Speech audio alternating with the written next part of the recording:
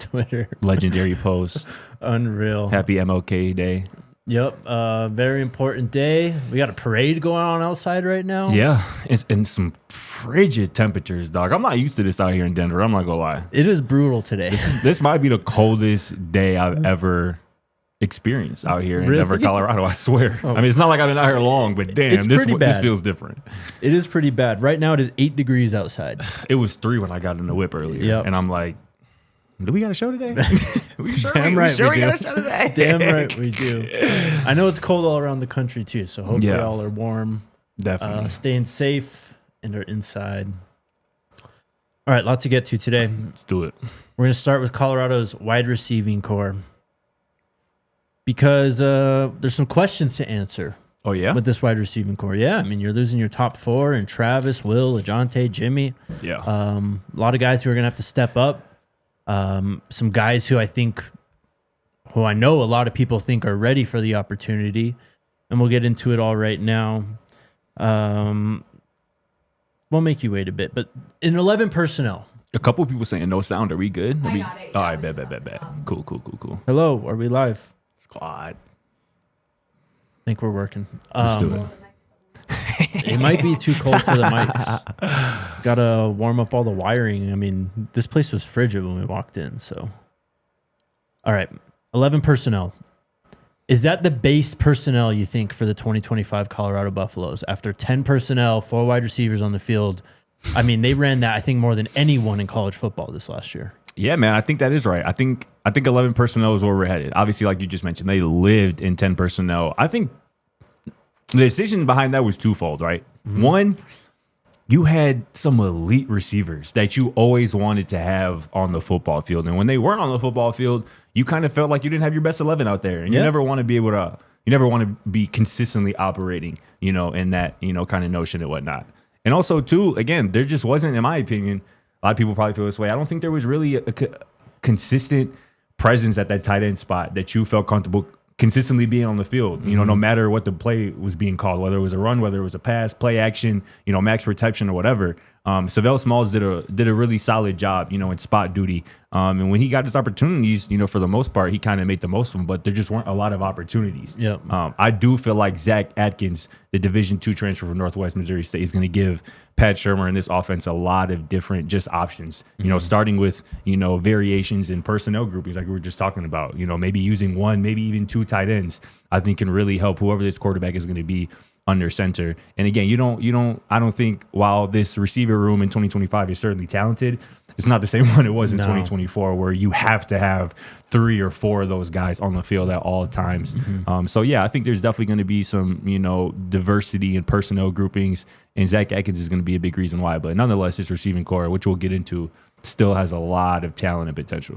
I agree. I think that's where the scheme shift starts this upcoming season is more of 11 and 12 personnel, as you said. I mean, we haven't seen them go after a running back yet, but if it is Caden Salter back there at starting quarterback, shoot, man, cash in on what he did so well at Liberty, which was that triple option type thing. Run some 21 personnel if you have to. Get a couple backs in there. Yeah. Maybe even a wide receiver in a back role, which we'll get to. Most definitely. So if we're at 11 personnel, it's Drelon, Omarion, and Joseph Williams, right? Like, do you have any opposition to that? If you have to line up and play a game tomorrow and you come out on 11 personnel, that's your 3 wide receiver set, right? I think so, and I think that's a pretty elite 3 receiver set. Those guys all kind of do different things, have kind of different skill sets. And if you're a quarterback and you're looking out there at your receivers all lined up and you see those 3 dudes, you feel pretty confident. Let's go even deeper than that because there was a rotation of like 7 guys when they were all healthy. Travis, LeJohntay, Jimmy, Will, of course. But then Omarion got a lot of playing time. Drelon got a lot of playing time. Terrell Timmons got a decent amount of playing time as well. Am I missing anyone there? I think that's it.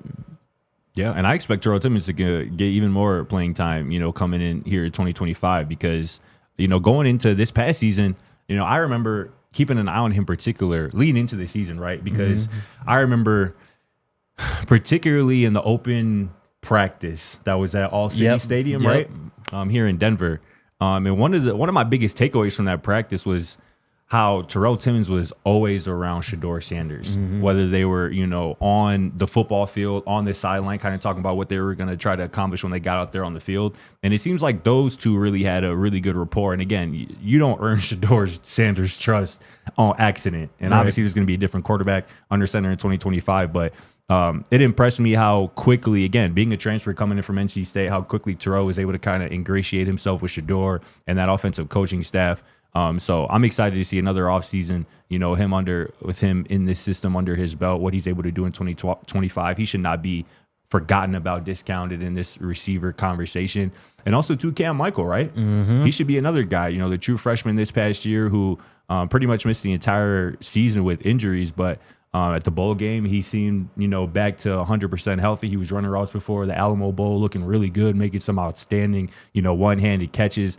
And he was another guy who did it all in high school. Quarterback, running back, receiver, DB. They just did whatever they could to get the ball in his hands because he's so explosive with it. So I'm excited to see him in addition to the guys that we just mentioned kind of getting an expanded role in 2025 because Cam is explosive, man. In college football world is going to, I feel like, find out about him real soon. Definitely. So, I mean, I think it's easy to see Terrell Timmons having a bigger role this upcoming season. Just the veteran presence, what he gleaned from Shedeur, and he was going to get, I think, a lot of opportunities. He did battle some injuries, and then it just became clear that Drelon jumped him at a certain point too. Right. So, again, Omarion, Drelon, Joseph Williams, Terrell, Cam Michael. And then, I mean, I guess you could go 8 deep because you have 3 freshmen. Yes. You technically are 8 deep, if not more. But odds are not all of them are going to see, the opportunities that we think they will because of what we just mentioned. It's still a very, very deep wide receiver core. Definitely. Even with losing your top 4 from last year. I mean, you still got Quanell, Adrian Wilson, and, of course, everyone's favorite player right now, Quentin Gibson, in the conversation. And it's going to be different, right? It's going to look different because Shedeur's throwing the ball down there 40 times a game last year. There were a lot of opportunities to go around. There were a lot of, pass attempts, a lot of targets to kind of distribute across those that receiver room. It's not going to be the same in 2025. I would venture to say that. It would surprise me if whether it's Caden Salter or Julian Lewis, that they average more than 30 or so attempts a game, in the passing game. So that's going to look different as well. And again, also too, when you mentioned kind of Drelon maybe overtaking Terrell Timmons a little bit, part of that is because his versatility. I feel like right, when you can plug somebody into different roles, different spots on the football field, they become a lot more valuable than somebody who is maybe just strictly an X receiver, strictly a slot receiver. And Drelon, again, he showed the ability as a true freshman, showed the ability as a high school senior down there in Silsbee in Texas to be able to do everything on the football field pretty much that's active and from an offensive perspective. And we'll kind of get into Drelon's role as well. But, I mean, the 2-back set that you kind of mentioned, I could see that as well. Using, Caden Salter and maybe some triple option game with a running back and, Drelon maybe coming on the orbit with a triple there's so many options that Drelon kind of gives you. And Caden Salter also gives you with his running ability. Pat Shermer going to have to get creative, and I feel like he has a lot more, diversity at his disposal to be able to do that. No, you're absolutely right. And I think you could throw Cam Michael in that role too. I mean, what he did in high school, just playing all over the damn field, he was their Wildcat quarterback. He did play running back. So, and from all accounts, he is one of, if not the fastest player on the team. So getting speed in that role as well could be something big. Yes, someone mentioned Isaiah Harge. Yes. I mean, I think he will play a role as well. What we saw from him in the spring game still lives in my mind.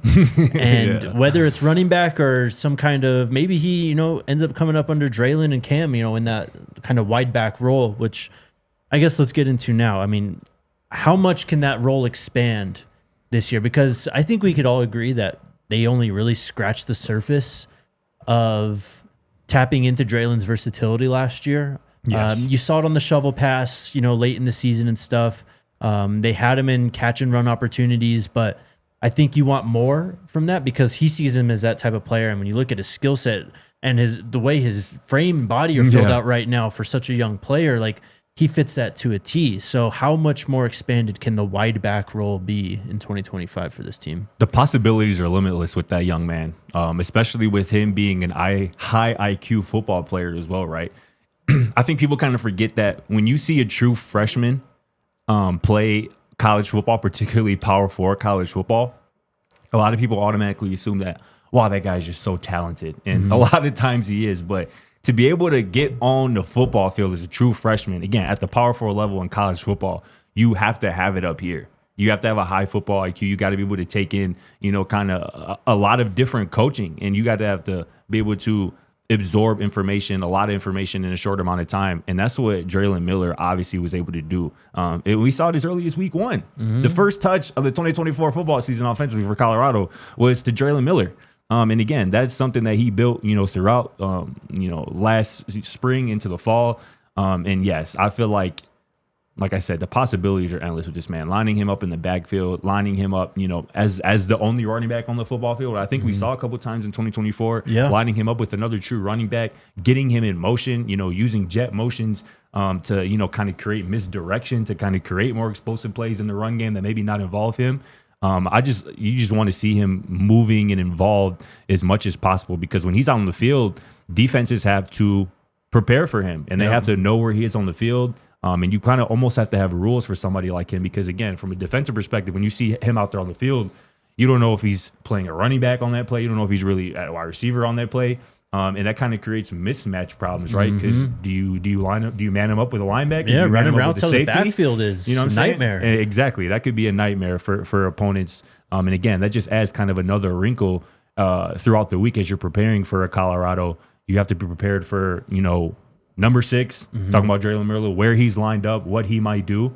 And again, I just think that adds another dimension to this offense that we didn't really see a ton of in 2024. For sure, man. I mean, we've talked about a lot of players kind of unlocking this offense moving forward, and how it's going to shift away from, the Shedeur and Travis era these last 2 years. But Drelon Miller, I think, could be really the key that unlocks everything just because of that versatility. And as you mentioned, the matchup problems that get created, especially if you go 21 personnel and you're just in a big personnel, defense has to match that.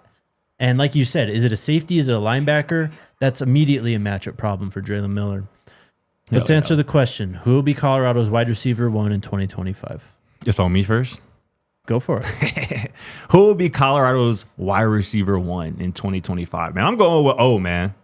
I know everybody out there want to see O get some extended opportunities, because when he's got an opportunity, he's literally made the most of them. Omarion Miller, throughout his college football career over these last 2 seasons, has how many catches do you think he has?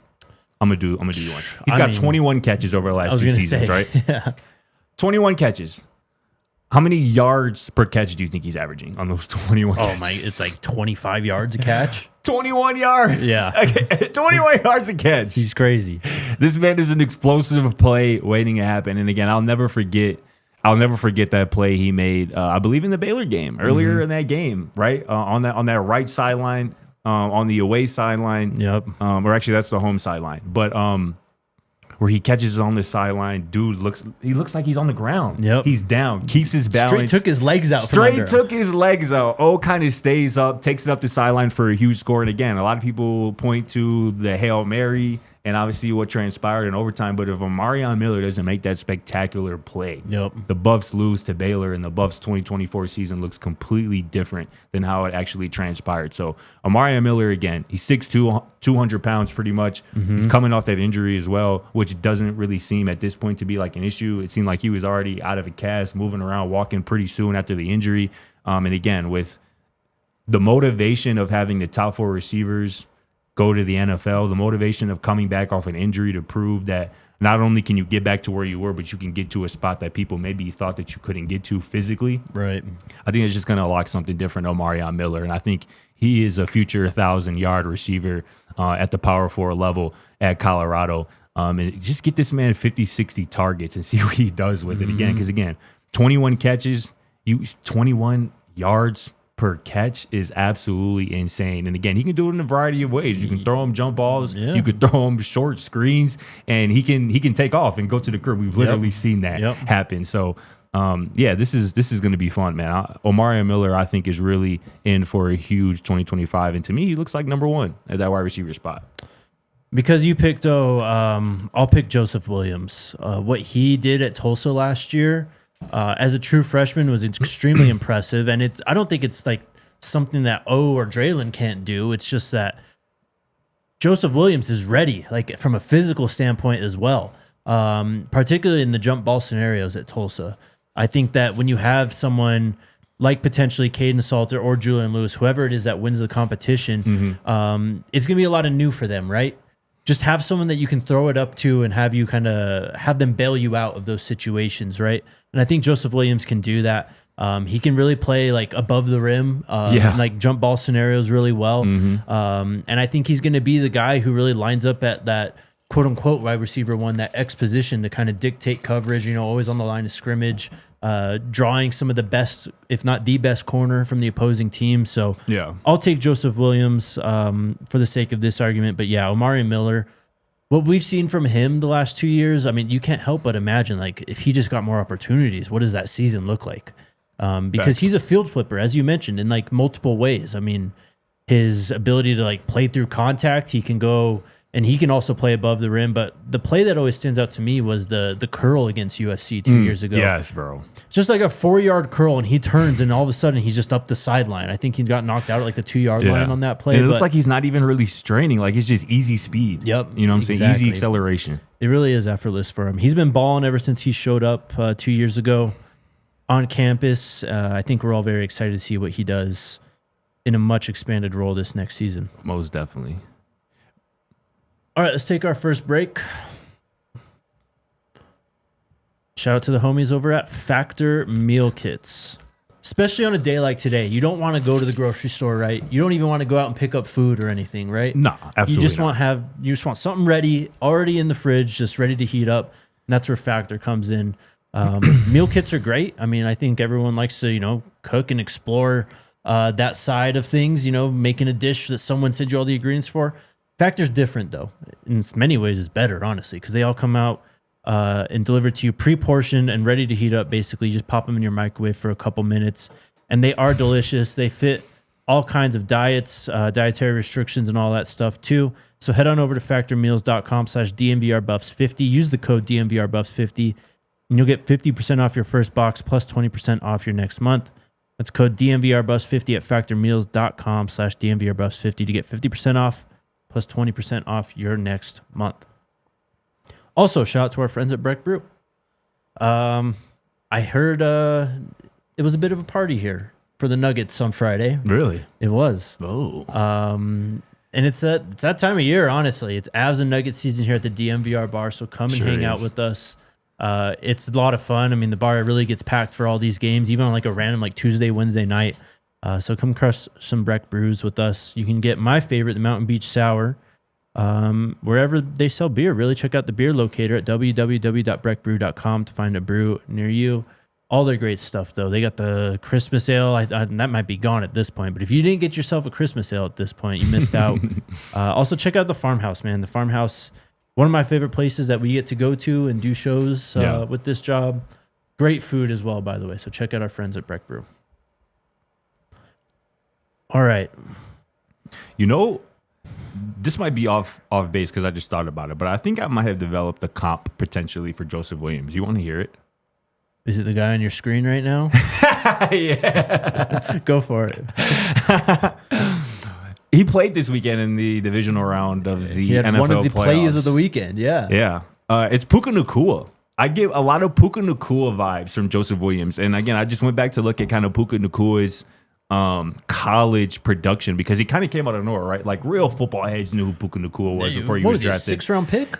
It's 5th round pick. Yeah. The 177th pick overall. So again, like I said, real football fans knew who Puka Nacua was, but again, he kind of came, out of nowhere, at least from a national NFL perspective. His most productive year in college was 805 yards. Yep. 6 touchdowns. That was his best year of college. He also started his college career at Washington and transferred to BYU. Obviously, Joseph Williams started his career at Tulsa and instead in Colorado. Yep. That's maybe just another parallel. But again, I just see a lot of Joseph Williams. They're both 6'2". They both can do different things. They both can go up and get the football. They're both great after the catch. So that was just a comp that just popped into my mind. That's not bad at all, man. I like that comp, particularly because kind of what we saw from Puka, that great catch, like 2 minutes left to go in the game on a Sunday. Yes. it's like the late hands. Like he knows how to work like defensive backs downfield so that it's not like super obvious the ball is getting thrown, but also he can make a play on it. Great point. I see some of that from Joseph Williams too. All right. Promise we won't spend a lot of time on this. The Dallas Cowboys head coaching search. Mm-hmm. There was, I guess, some movement, lack of movement on our side this weekend. Updated odds for the Dallas Cowboys' next head coach at minus 250.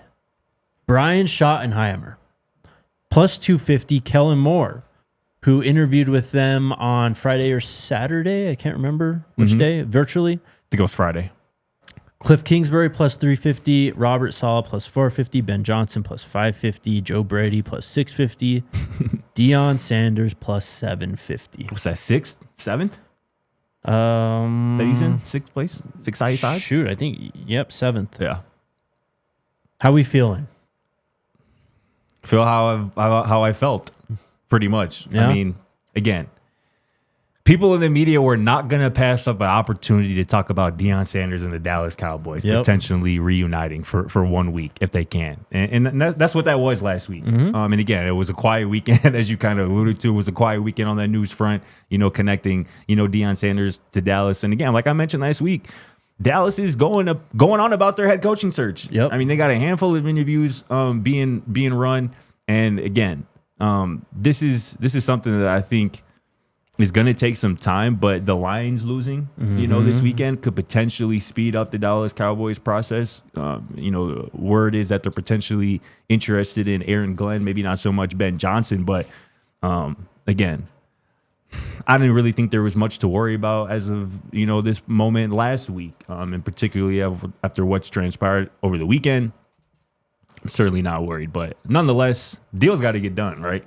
Coach Prime has got to have an acceptable offer in front of him, and I believe that's going to come to a head soon. But everybody's waiting on that news, man. That is true. They did interview Robert Saleh in person on January 18th. As we mentioned, they had the Kellen Moore virtual interview as well. But to me, the big one is the Lions losing, as you said. I mean. And it's not Ben Johnson, I think, for the Cowboys. I don't know if that's really been linked, but it's Aaron Glenn, a former Cowboy. Right. Someone who has been, a massive part of the Lions rebuild the last 3-4 seasons or so. Done a hell of a job, particularly this year, with all their injuries and still having that defense come to play. Obviously, they didn't look too good against Jaden Daniels this weekend, but still. Yeah, for sure. And a guy who... he's been very coveted these last few cycles, right? Yeah. He's really stuck it out. Ben Johnson has too. I mean, I don't know exactly what's going on with Ben Johnson. He said he was going to wait for a particular job, and then he's interviewing with like the Raiders and stuff, which Bear is down, crazy. baby. Bear down. But Aaron Glenn, someone who, former Dallas Cowboy, but very, very highly regarded in NFL coaching circles as well. So keep an eye on that one. And again, I just go back to think they made such a massive investment in Dak Prescott. And it just, to me, it just seems that I can see them going to Aaron Glenn because of, again, like you mentioned, he's played for the franchise back in the day. He kind of brings, kind of a no-nonsense mentality, a defensive identity. But I just can't help but think that they're going to hire an offensive head coach. And that's why, to me, I think Kellen Moore is going to end up being the guy. Obviously, if that's the case, it'll probably be a little bit drawn out considering the Eagles could potentially play in the Super Bowl here in a couple of weeks. But I just feel like Kellen Moore is going to end up being the Dallas Cowboys head coach. And again, I agree. Schottenheimer, right, is kind of the newest kind of hot name to be involved. No interview yet. No interview yet, right. But again, he kind of fits that mold of an offensive guy. And it wouldn't surprise me, again, if he ends up being the guy there in Dallas. It would shock me if Deion Sanders wasn't the head coach of the Colorado Buffaloes in 2025. Same. We move on. This has been discussed like this weekend. The ACC kind of discussing and thinking about changing their championship structure. We'll go through it here, but my question is going to be, should the Big 12 do something similar? So, ACC Commissioner Jim Phillips said, or they had like a meeting, right? Like they got all the ACC ADs together and stuff, and they were talking about how do they change this for them, because it worked out for them with Clemson beating SMU and both of them getting a playoff berth, right? But they did have kind of a nightmare scenario where if SMU won that game, which they were very close to doing, Clemson was ranked, 23rd in the country, something like that at that point. Like, they would not have been let in the playoff. So they got the two teams in. And, of course, this matters not just because of, like, competing for a national title, but there's money associated with that stuff. Like, you get two teams in, you get, 2 slices of a 12-slice pie, basically, when it comes to money. Anyways, they were discussing changing the ACC championship game, and this is something I'm not a fan of. One of the ideas was the ACC championship game turning into a play-in game for the CFP with a matchup between the number 2 and number 3 teams in the conference standings, where the regular season champion would remain idle on championship weekend and be rewarded with an automatic bid into the playoff. I do not like this. For the ACC? Yeah. Why would the ACC get an automatic bid and potentially another team in there? I mean, I like the idea, potentially, but I don't know. I don't know how I feel about that. What are your thoughts? It just smells fishy to me. Like, they're literally trying to, like, find their own loophole into getting two teams in the CFP, where it's like, okay, if this is happening and we start doing this, changes have to be made. And they are discussing changes to the CFP. They've met, that whole board and stuff. Sounds like it's going to be a long shot for them to do anything for 25, but after 25, everything's supposed to be on. Bro, and that's why I was saying last week, like, if I could change something about college football, it would be uniformity. Yep. This is a fine idea, but it's not okay if it's just the ACC. Yep. You know what I'm saying? Like, this would be okay if this was enforced across all the Power 4 conferences. You know what I'm saying? Where the top team out of the regular season, they're in the playoff. And then you can have, maybe, I don't know if the math would potentially work out. I think it would. You know what I'm saying? What would that be? I mean, if you get 2 from each power conference, that's 8 teams. You got 1 G5, that's 9. You have 3 at-larges at that sure. point. Like, and I kind of agree with Dave, and you said it. It's kind of a loophole. It is. If you make that for all across the Power 4, cool. That's actually a decent idea. Mm-hmm. But if this is just an ACC thing, nah, I'm not with that. So for the Big 12's sake, it basically would have been Arizona State just doesn't even have to play in a title game. Yeah. They're just in the playoff. And then it would have been Iowa State and BYU playing for a trip to the playoff if this was in the Big 12. How, though? Because, like, what if you have a tie for that second and third? If it's like 3 teams tied for second? What if you have a 3-way tie like we did this last year where CU's at 4 and now they're just outside looking in? So I think that's another potential problem. Because how do you decide, who ends up playing in that 2-3 kind of, playing game if there are 3, maybe even 4 teams tied for second in the conference? It's crazy. No, that was really it. This other proposal, though, I am not opposed to. And it's something I think we've actually talked about on this show. Jim Phillips' other idea is to conduct a postseason tournament with the number 1 team facing the number 4 team and number 2 facing number 3 on Thanksgiving weekend. The winners would play in the ACC title game on its regularly scheduled date. I think it obviously creates a problem for scheduling because that weekend is usually just the last regular season game of the season. But this got me thinking, and I wonder, what if you do it like the NFL does? Where, they do have it all set out where the last weekend is all divisional games, right? Mm-hmm. And it's scheduled. Like in May, you find out who you play the last week of the season.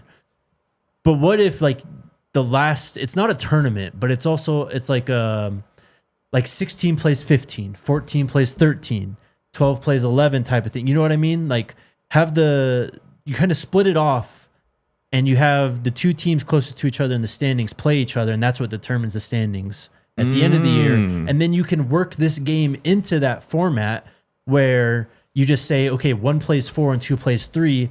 Those 4 are in a tournament, and then those 2 play in the conference title game weekend. That to me sounds feasible. Yeah, I mean that's a cool idea. I would just how would that work? Like you said, kind of for scheduling. Like, does that count for your overall record? So like, it'd be a last conference game. Yes, it'll be your last conference game. Mm-hmm.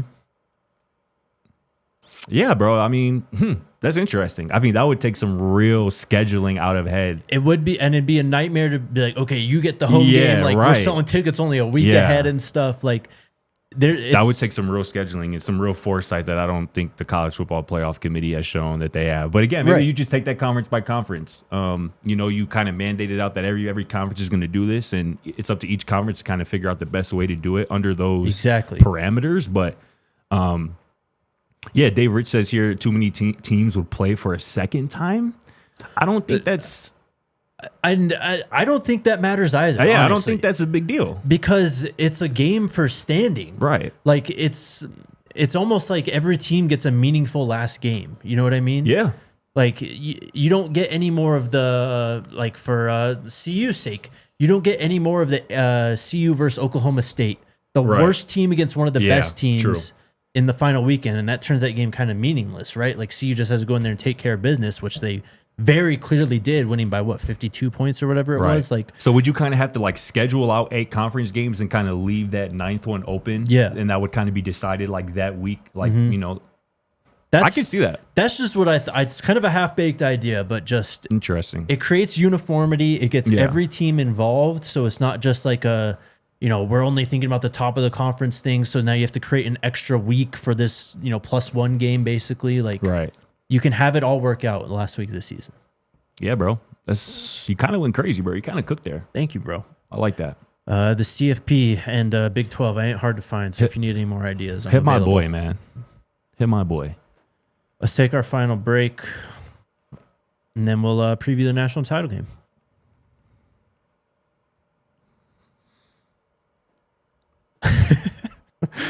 Reef is killing me constantly. Shout out to the homies over at Toyota. The boy said definitely. Man, if you're driving a Toyota out there, you're probably having an easier time than most on these roads because, oh boy, it is a nightmare out here in Denver. You need a safe, reliable, tough vehicle to get you through this weather, right? It's exactly what Toyota is. Their wide variety of trucks, hybrid vehicles, sports cars, all that cool stuff. Visit your Front Range Toyota store at a location near you. AutoNation Toyota, Arapahoe and Centennial, Carwin Toyota in Boulder, Groove Toyota in Littleton, Mountain States Toyota in Denver, Stevenson Toyota East in Aurora, and Stevenson Toyota West in Lakewood. Toyota is a proud partner of CU Athletics and the official vehicle of DNVR. Let's go places. Also, shout out to the homies at Bet365. Bittersweet time of year, man. Today is literally the last college football game for like 8 months. Oh my. Get in on the action over at Bet365, though. And new customers right now can get $150 in bonus bets when you bet $5, win or lose. It's super easy. Sign up, use the code DNVR365, deposit $10, and place a bet of $5 to get $150 in bonus bets if your bet wins or loses. You got NFL playoffs, some sketchy action on the gambling lines this weekend. Your thoughts on that, Scotty? Is the NFL rigged? No. No. If you ask Jake Schwanitz, though, just turn it off, bro. Why even watch it, right? Why even watch it? It's the Chiefs are just inevitable. What's the point? Had my boy crashing out over the weekend, bro. If I could dislike a tweet, bro, I would have disliked that tweet, bro. I'm sure a lot of people would have, but you know what? Many people like that tweet as well, Scotty. They did. I believe it. Shout out to Bet365, though. You can use those bonus bets on the spread, totals, player props, futures, and more. Whatever the moment, it's never ordinary at Bet365. You must be 21 or older and physically located in Colorado. Please gamble responsibly. If you or someone you know has a gambling problem, wants help, call or text 1-800-GAMBLER. Yes, the CFP national title game is tonight. 2 teams who played on the first weekend, too. We've got the number 8 Ohio State Buckeyes taking on the number 7 Notre Dame Fighting Irish tonight in Atlanta, Georgia. They played week 1? No, not this year. Okay. Last year, I believe, though. Oh, okay. That was where this is where all this Lou Holtz stuff is coming from. Right. Do you? Because let me look this up. Let me get this right. Because that's when the Lou Holtz and Ryan Day beef started. Because I think was Holtz said something crazy about it. When was this? Yeah, so this was last year in September, 5th game of the year, actually. But this game happened on September 23rd, 2023. Ohio State won 17-14. And there was something over, I think they won last second on a run play or something, and that got Lou Holtz in his feelings. So he I don't know. He said something before the game too, and then Ryan Day responded after the game saying, "I wonder if Lou Holtz is watching right now or something." I don't know. It's crazy. Now Lou Holtz is apparently going to drag himself to the game. It's wild. It's Anyways, Ryan Day beefing with his senior citizen is crazy. Let that man live, man. Let him say what he want to say. The line is Ohio State -9, kicking off at 5:30 in Atlanta. The Golden Domers is a crazy, crazy nickname. You've never heard that? I'm not. Bro. The That's Golden insane. Domers. Keys to victory. Who wins this game and why? I would love to see the first black head coach in college football win a national championship on Martin Luther King Jr. Day. That would be absolutely marvelous. And Marcus Freeman has really done a wonderful job, a job that I didn't really think was possible. And that's making Notre Dame somewhat likable. Facts. He's done it. I didn't think that was ever possible, especially me being from the south side of Chicago where there's so many Notre Dame fans. And my father and myself have drawn a hatred for those particular fans of the Golden Domers. I'm just going to be saying that all the time now. But you lived out there and you've never heard that? Never heard it, bro. That's what's making me skeptical about it. But that is insane. It is what it is. I'm not going to say that it's not a real thing. But I think Ohio State wins tonight. I think they have the better roster. I think they have the better players. I think their quarterback is marginally better. I think Will Howard is just a bit better than Riley Leonard.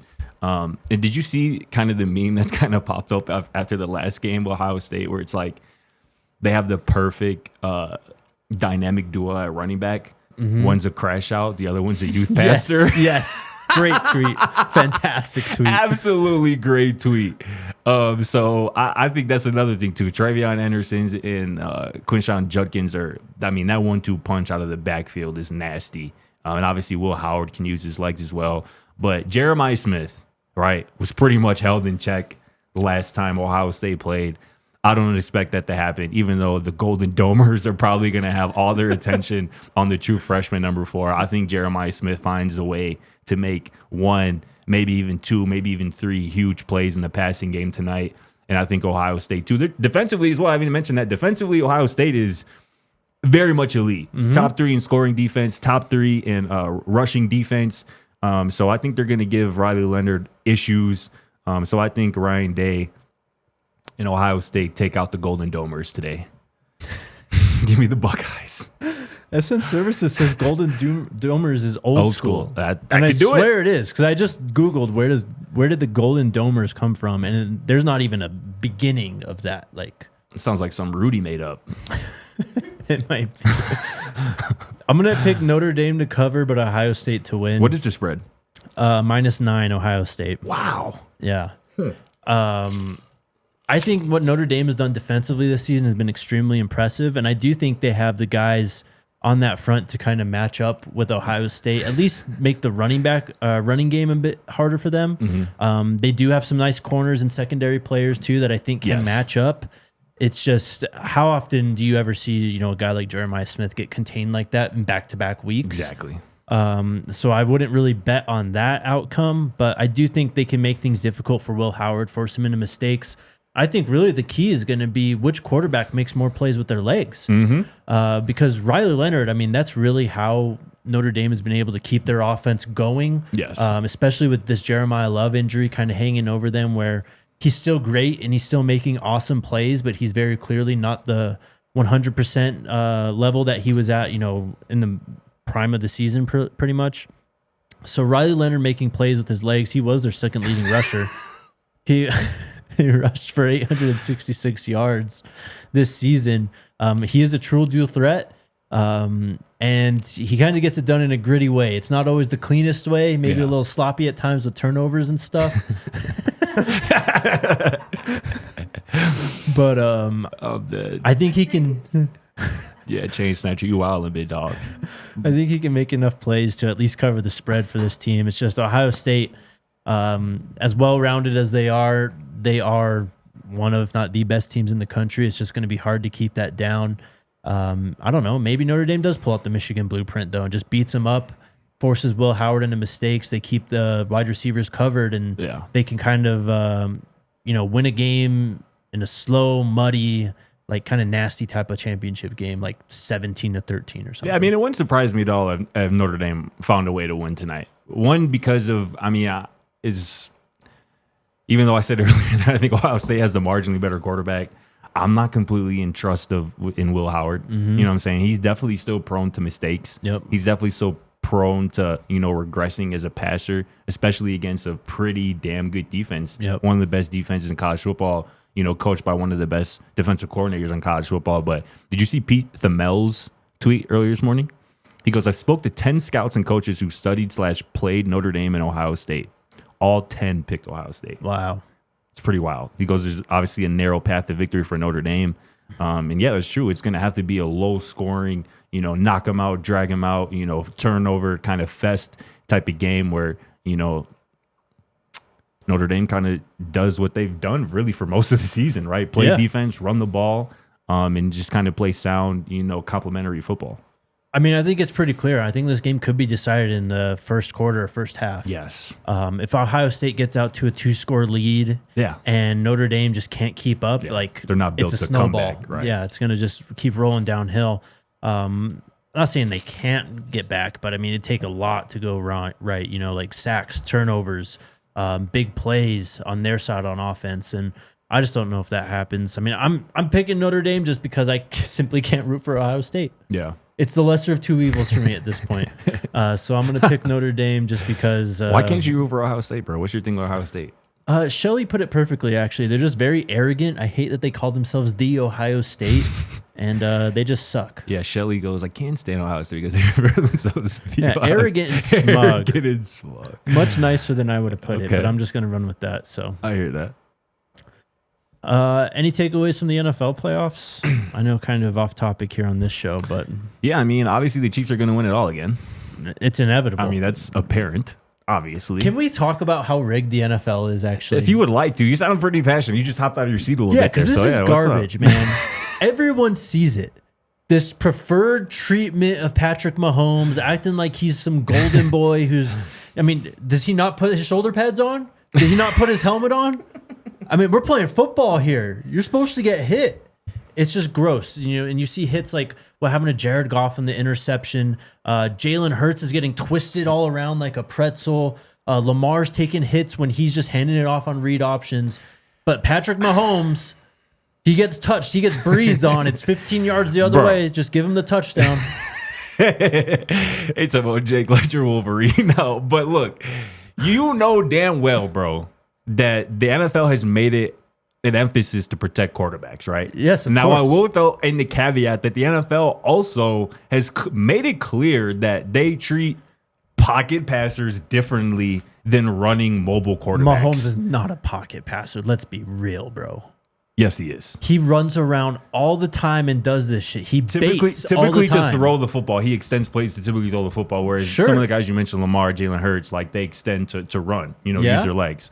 And again, I'm not going to sit here and make excuses for the refs and the Chiefs, particularly because I know how this chat feels about that franchise. But I mean, again, like I said, we know that the league has made an emphasis to protect quarterbacks. And yeah, bro, anytime the Kansas City Chiefs with Patrick Mahomes and Travis Kelce involved and that whole thing, there's going to be a heavily scrutinized lens on how they are officiated. And I get it, but thank you, Mars. Yeah, he's obviously a pocket passer. but the way he runs around and shit, though, he obviously, he's mastered it. He really has mastered it. Yeah. He's able to... Why he's the best. To bait the refs into these, he just goes down super late, but you never know when he's going to go down. I've seen Josh Allen do the same and play the same game multiple times and get away with it. So I'll throw in that caveat as well. We don't need to act like this is a Mahomes thing. The way quarterbacks are officiated in the NFL is just weird. Again, I remember being a Bears fan the last couple of years and absolutely hating how Justin Fields was officiated. Mm-hmm. It was absolutely really disgusting. Like, he took some real hurtful hits, like physically hurting hits. Yeah. That any other quarterback took the same hit, it would have been multiple flags thrown on the field. But for whatever reason, the league has decided to kind of protect pocket passers differently than mobile quarterbacks. And again, you got to think it from a defensive perspective too, right? It's hard on them. And again, this is probably an example, Yeah. right? It's hard on them to decide, is this guy sliding? Is he going out of bounds? Is he giving himself up? You know what I'm saying? Especially when Mahomes has done it, a handful of times, making dudes look silly. So it's something, but. See, here's the thing, JR. I watched a 5-minute compilation of Brady taking, just nasty hits. True. To the helmet, running downfield, going down, sliding. Yeah. Like trying to protect himself. And that guy got pelted. He did. It's a different game, bro. It did change. Different game. Yes. And JR brought up Brady. I'll never forget the last time Brady and them went to the Super Bowl with the Patriots when they beat the Chiefs in the AFC Championship game. Yeah. That phantom offsides call where Brady literally threw a game-losing interception. Right. And D there was Ford. D Ford. That wasn't an offsides. And again, that flag came out only after Tom Brady had clearly thrown an interception. So I don't really want to hear it, man. Just win the game, man. Like the same people crying about Mark Andrews, the drop and the fumble, which were egregious mistakes. Mistakes. To tie it back to CU, though, watching the hits that Shador took and then watching Mahomes get breathed on and flopping out of bounds. Yeah. It's the disparity between the refereeing of the two. Bruh. And some people threw out Cam Newton, too. Cam Newton got totally destroyed in the NFL. Facts. The Broncos kind of helped contribute to that. It was blatant head-to-head hits and stuff like that. It's just gross, man. You mentioned Shador. It just made me think about that hit he took in the Alamo Bowl against BYU, that low hit. Yep. And there was, correct me if I'm wrong, there was no flag on that, right? No, and then the Kansas one, too, where there was no flag. Oh, that's the one I'm thinking about. I'm thinking about. Yes, thank you. I don't know why I thought BYU. But yeah, the Kansas one, where dude literally insane spearheaded at his legs and could have done some real damage. Someone does that to Patrick Mahomes, they're getting thrown in jail. Thrown in jail I immediately. real life don't think anybody would even do that to cops are Patrick coming Mahomes. onto the field during the game, handcuffing a man and taking him out with the helmet on and everything. Yeah, it's crazy, man. It's true. All right, let's get to the chat. Chat squad. These chats, What's man. up, What y'all y'all? talking about? Hit that like button, too. Look at that profile picture. The cap on this app. The cap on this app. Who do y'all think will be the starting linebackers? I think it's the two transfers. That's what I was going to say. I think it's the two new guys, Reggie Hughes and Martavius French. I think Jalen Wester will definitely play a role. I think Mantrez will play a role. Yeah, I was just going to say that. I will not discount Mantrez in that race as well, but I think people are kind of sleeping on Reggie Hughes as well, too. Like, it's easy to kind of get enamored with Martavius French and his nation leading 17 tackles for loss for inside linebackers in 2024. But Reggie Hughes had a hell of a season, also had a breakout season in 2024 for Jacksonville State. Yep. He's very athletic, has the build to play at the power 4 level at that spot. So I do think that, it's going to be French. We agree. I think it'll be French and Hughes to start out, but we'll see. Hold on, go back. iWalk says, Jake, you're my guy, but you sound like a hater. This all started with Brady, so let it go. Stop 15. When the game is on the line, I'm not a KC fan. Look. Facts, bro. Facts. I'm not. It's very clear that he gets ref different than damn near every other team, any other quarterback in the league. It's very clear. But it's also, I discount that because it's also very clear that he's the best player in the league. Sure. So that's why it's kind of like, is it really the officiating or is it really that he's better than everybody? It's gone so far that he not only understands it, he's learned how to turn it to his advantage, and he's literally flopping out of bounds. Bro, again, I'm honestly, after what we saw transpire last week where a referee went over to Josh Allen on the sideline and said, bro, I'm sorry, I missed that one, bro. I'm not trying to hear nothing with refs and Patrick Mahomes when Josh Allen is out here getting that preferential treatment. Like, we need to be talking, if we going to mention Mahomes and preferential treatment with referees, Josh Allen need to be right in that conversation. That was insane, too. It was. We never talked about that on this show, but good Lord. DH Kobe says, do you think they staying spread or going to a more pro style offense? I definitely think it'll be more spread than pro style, but it'll be more, I guess multiple is the word. I think that's when you just look at the personnel moves, adding the tight ends. They didn't really add running backs yet, but Adding the tight ends for me signals that they want to get bigger, just down to down. They want to get bigger bodies in on the field. And then with Caden Salter, I think you're going to have to integrate more option type scheme, maybe some more RPOs. So I think spread in nature, but like maybe not on a down to down basis. Yeah, I think it will definitely be more of a pro style offense. And I think, yeah, what you said, kind of deferring styles in terms of getting varying personnel groups. I think that's what we're going to get and see in 2025. Multiple tight ends. Again, I think Zach Atkins plays a huge role. I believe Savell Smalls is back. He has a full season of playing tight end under his belt after transitioning over from defensive end. So we would expect him to take another leap forward. And again, you're just gonna have to play a different style. You don't have 4 NFL receivers, pretty much in their last year of eligibility on the team here in 2025. You definitely have some talented guys, but you're gonna want to switch it up. You're not gonna want to be as predictable as you were at times in 2024, especially when you don't have grown, at quarterback here. Right. Mr. Maurice is asking, any idea of when Colorado's schedule comes out? So last year it came out at the end of January. January 30th is when the 2024 schedule came out. I'd expect something similar around that time. I mean, we obviously already know the opponents, right? Both non and in conference that the Buffs are going to play this year. So I'd expect we hear something. Week and a half from now? 2 weeks from now, basically? Yeah. Could be next week. Could be next weekend. Speaking of the schedule, what game stands out to you? What opponent? Kansas State, first and foremost, just the revenge factor. I'm really honestly looking forward to the first game against Georgia Tech. So am I. Because that's a team who has really drugged themselves, kind of like CU, just drugged themselves up from irrelevance into a tough, can't take them for granted. Can't just mark them as a W. I saw a way too early top 25 too this weekend. It might have been on 3, might have been somebody else's, but they had Georgia Tech in there. Yep, I saw that as well. Yeah. In terms of conference, outside of K-State though, I want to make sure you get this right. Yep, we're going to Morgantown. I cannot wait for that. Man, there's some good games on that schedule. Good. Oh my. Arizona State. Yep. BYU rematch. Iowa State. Yeah. We're going to Houston as well. Yeah, that'll be dope. Going back to TCU as well, right? Yeah. Yeah, it's going to be cracking. But yeah, I think purely matchup perspective, I can't wait to see K-State again. MX Rare says pull up Omarion's target/catches. I'm going to try to do that for you. Okay. That's gonna take a little work because targets aren't readily available in kind of you got to pay for it. Like, yeah, you kind of have to, or at least how I do it, you kind of got to go week by week and kind of add them up and do some math. But that is something I'm also interested in. So I'm going to try to look into that. Again, I think he got 21 career receptions. So I would assume the targets are right around that number in the 20s. So I'm going to try to do that for you, MX Rare. Appreciate the super chat. I can't remember him really like truly dropping any. I'm sure he has probably at least 1 or 2, but it's not like there's going to be 10 more targets and receptions for him. Right. Facts. All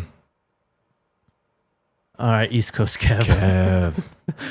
He says, Ohio State gets my vote, not because I like them. They took out Clan Lanning and his Oregon. Ryan Day is a true American. I'm dead. Oh, East Coast Kev.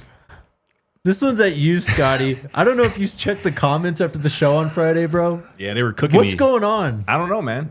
I blame nobody but myself.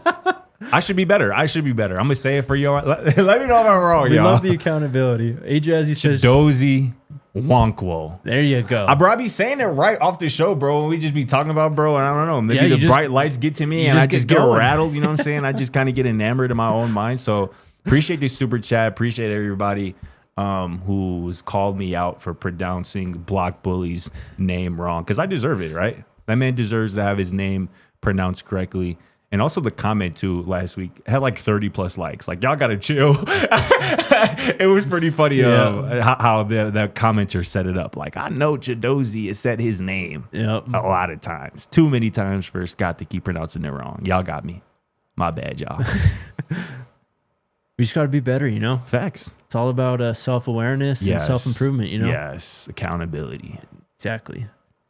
East Coast Kev, another one, says, thank you, DNVR, for all that you do. Thank you for keeping us up to speed on all things Buffs. Did you guys mention Isaiah Arch?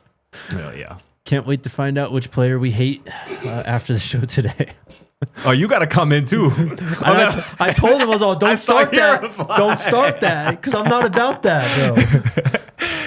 Hey, gotta let him know, man. It is what it is. I mean, in facts, King Mars is definitely that Chicago. It's my Chicago vernacular, bro. Some things I just come off how they come out, but it's still my fault. But yeah, that's just how it is. We've gone through it both off seasons here at this point. We don't hate any players. No, I don't think. I mean, truthfully, and I've said this before, I truthfully really don't care. Because I just trust the coaches to make the right decision. I'm just telling you, what I think, what I've seen, right? What I think the coaches are saying through their moves, and it's just looking back on what we all witnessed, to be honest. So when it comes, push to shove for spring football, and they line up the first team, I pray just whoever it is the best player. That's all I care about, honestly. That really is. Like Coach Pram said, we ain't playing favorites over here, I promise you. We just want to see the best players on the field, and we going to give you our honest opinion. On phone, Chain Snatcher, you must be from Iraq for real. Love seeing Chicago family here. Shelly says Jake giving Scotty comfort for mispronouncing it. Look, the guy's just like cooking and going. Like, I don't want to disrupt his flow. Yeah, bro. Honestly, bro, if I ever do that, bro, next time, just be like, Scott, bro. That's not how you say his name. I'm giving you permission to hold me accountable in the moment. But at this point, it's so out there. Like, I feel like I have to do it now. You know what I mean? But it's like before, like, he's just like cooking, reading through his article and stuff. I'm like, all right, just let the guy go, like, do his thing. Because there was low-key a moment. I almost forgot that we had talked about the block bully on that show on Friday, and then when I went back and watched, you brought him up. Yeah, I did. Like out of nowhere, it was literally just on me. And when I said his name, you did kind of look at me a little weird, and I was like, I know what is that about? But now I understand. It's all good. We ain't making that same mistake again. It's all right. Yep. All right. RK will be back tomorrow. We'll have a national champion, newly crowned. Then the quest for the 2026 national title officially begins. We're just in the cycle, bro. It's crazy, man. Y'all stay warm out there. Be careful on the roads. You too. Likewise, bro. I'm glad you got your tire situation taken care of, my boy. Needed it for exactly what we're going to have to live through today. All right, we'll be back tomorrow. Let's go, Buffs. We all silly like the mayor.